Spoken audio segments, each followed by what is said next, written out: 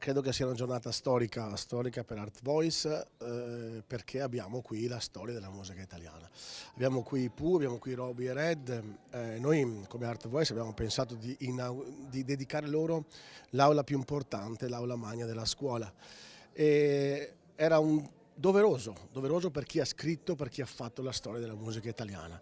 L'hanno fatta in tanti, la fanno in tanti, non sono gli unici, però io credo che l'esempio di stare 50 anni insieme, di lavorare insieme per 50 anni, di scrivere dei testi straordinari, della musica straordinaria, credo sia insomma, doveroso da parte nostra che un domani i nostri ragazzi ricorderanno i Pooh, come si ricordano i Beatles, come si ricordano i grandi della musica, e forse l'unico modo, perché fra 20 anni, fra 30 anni, fra 40 anni c'è una foto, c'è una dedica, c'è una targa, qualcuno dirà ma chi sono, ma perché, ma come mai? Allora si andrà a vedere negli annali della scuola e si troverà questa cosa bellissima di oggi di un gruppo che è venuto qua a trovare i bambini, a trovare i ragazzi.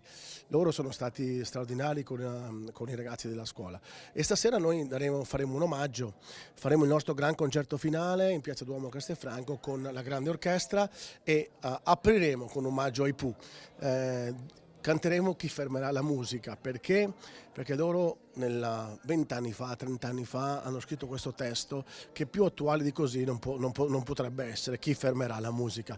E noi apriremo e chiuderemo il concerto con questo brano straordinario e tutti i ragazzi canteranno insieme. Non ci sarà un solista per scelta tecnica, perché è un brano d'assieme, è un brano che vogliamo gridare noi di Art Voice al mondo, Chi fermerà la musica.